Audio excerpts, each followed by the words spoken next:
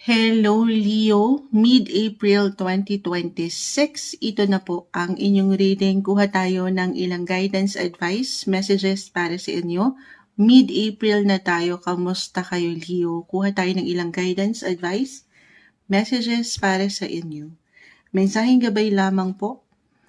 Leo energy. Mid-April, anong asahan ng mga taong ito? Anong parating sa kanila? Message. Guidance advice para sa mga Leo this mid-month. Any message po? Guidance. Anong aasahan ng mga taong ito? Mid-April. Leo. Mid-month of April.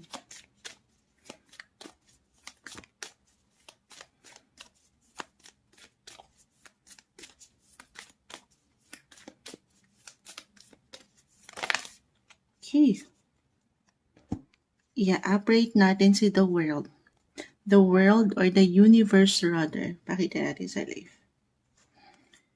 Okay. Ang dami. Naparaming hindi natin pipigilan. Isa-isahin po natin. Leo. Nasaan si the world? Queen of Swords, si Two of Swords.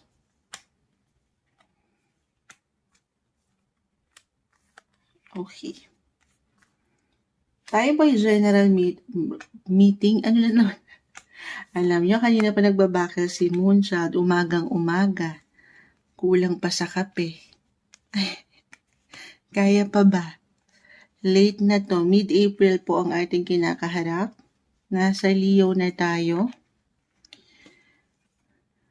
General reading. Ayan. So, syempre pa, just only take what resonate, Leo. So, kung meron mang ilang reversal na baraha, kung bago lamang po kayo kay Moonchild, it doesn't mean na hindi agad okay. Okay? Meron na po itong kalakip na mensahe. The world. In-operate ko talaga si the world. Pero kahit naka-reverse yan, guys, the world, umiikot yan, ups and downs. Kasi sobrang nagbibigay din yan right now, astrologically, ang inyong mga ninth house. Anything connected, abroad, international, worldwide, pang-global, pang-worldwide ang inyong mga aura ngayon. Yung mga energy nyo, Leo. So, maring merong mga ganap, kaya bumagsak na rin yan. Kung ating i-apply sa ilang galawan sa planeta ngayon, nagbibigay din po ang inyong mga ninth house. Again, connected po yan sa ibang bansa. Meron ba kayong travel? Kahit sa simpleng pagpaplano pa lang ito, the Page of Swords is here, or ideya. Maring higit pong lumalawak ang inyong mga isipan. Ang dami yung iniisip. Maring meron kayong mga, kumbaga, full of curiosity. Yung energy, may ilang exciting ganap. Kahit sa simpleng emosyon, pakiramdam lang guys ha. Tayo ay general message or ideya na ganito, ganyan, parang ang daming gustong puntahan or meron kayong gustong madiskubre pa ng mga bagong lugar, bagong tao, or bago sa inyong sarili. At yan po hindi imposible. Ngayong mid-April, guys, patuloy lang kayong maging klaro sa inyong hangarin. Kasi si Two of Swords, si Queen of Swords, both reversed. So, yes, ang daming tumatakbo sa isipan. Sa inyong mga pakiramdam. Pero Leo, of course, hindi tayo pare-pareho ng opportunity eh. Kahit pare-pareho kayo ng sign, magkakaiba ang bawat isa. Okay? Of course, you have to do your part. Kasi merong tendency dyan na ang dami yung plano, ang dami yung gustong makilala, mapuntahan, madiscover, gawin. Pero baka manatili yun doon sa, kumbaga, all thinking, no action yung mangyayari. Okay, especially right now, actually, si Neptune, si planet Neptune, which is the planet of dreams, imagination, or even illusion, ay nasa inyong mga ninth house rin.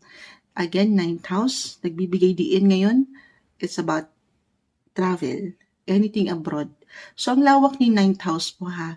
Bukod sa international, travel, connected po ito sa education, or if ever, higher education, religion, ang lawak niyan. So, sasamahan guys ng patuloy na action.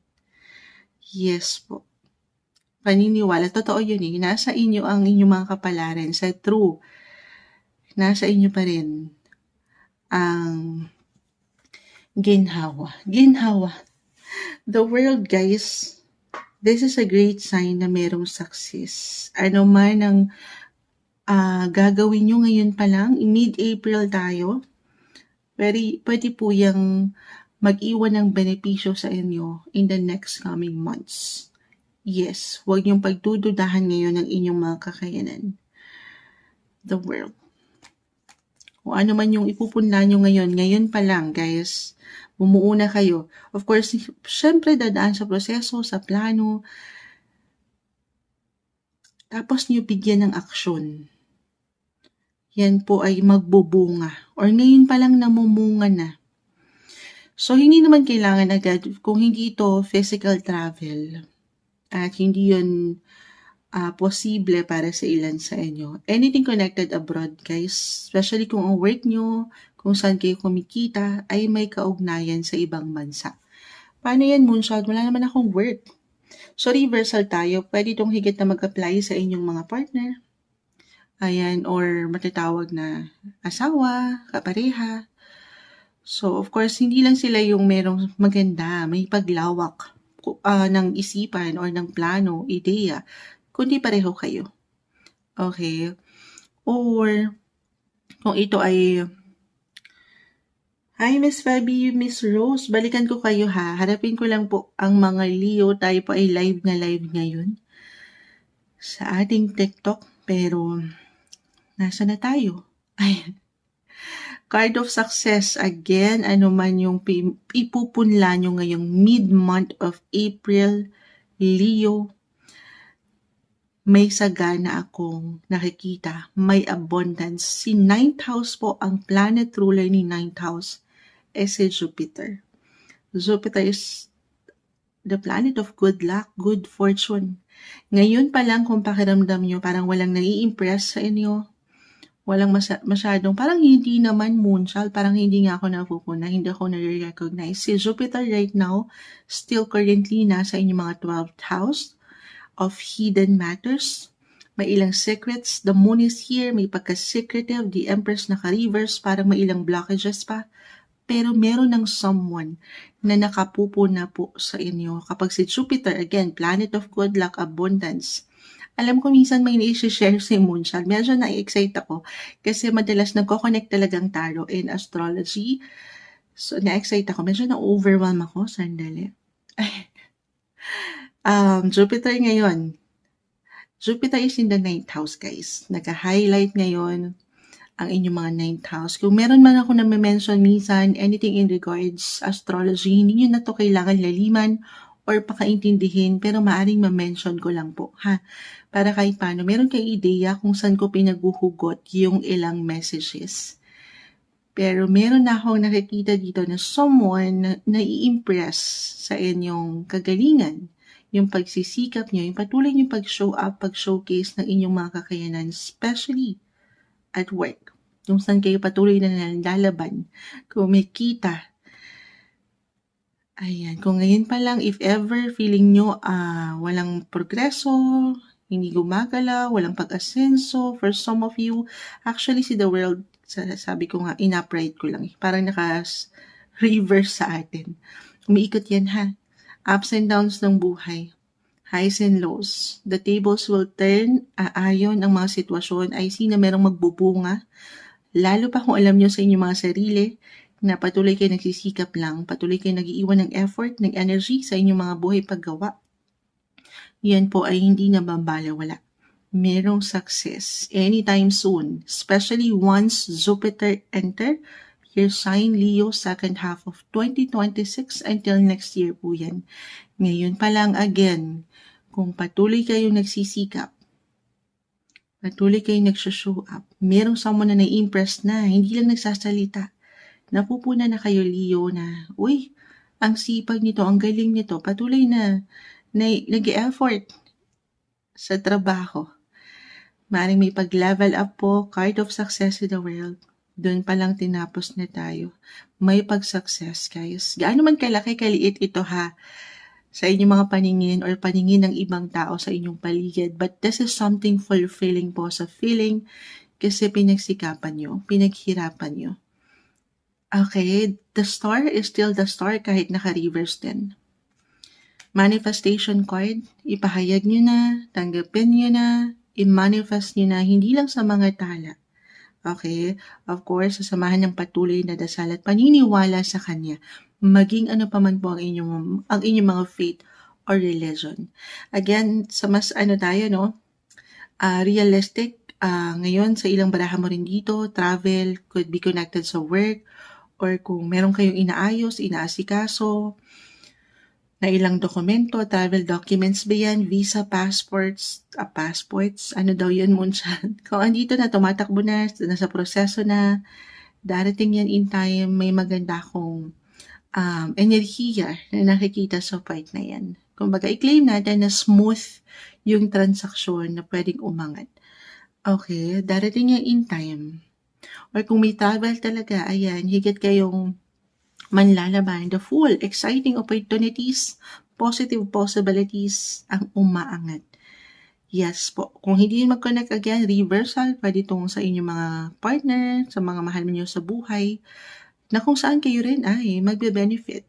Hindi sa meron tayong hinihintay na benepisyo, pero I see celebration din pagdating sa inyong mga personal na relasyon, pamilya man or in a relationship. Or kahit itong pamilya nyo, connected abroad, mga relatives sa ibang bansa, maaaring may pag-uusap, connection, reconnection, ilang plano, baka sila uuwi or ikaw ang uuwi.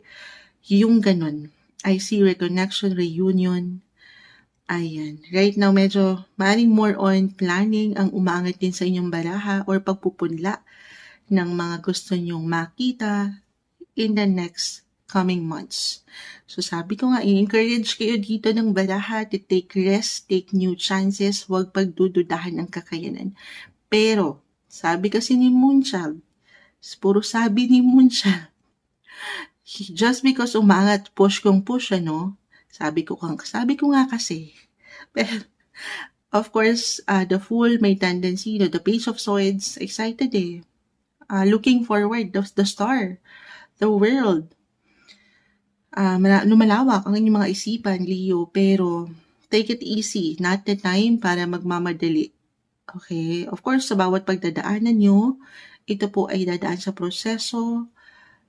Take everything one day, one step at a time. Kung kinakailangan pag-aralan ng isang sitwasyon, bagay, relasyon, ano pa man yan, gawin yun. Okay? Huwag magmamadali. Take it easy. Kalma. Ayan. Ito yung umaangat na message, guidance, advice na marahil ay kailangan yung marinig mid-April 2026, mid-month tayo para sa inyo, Leo.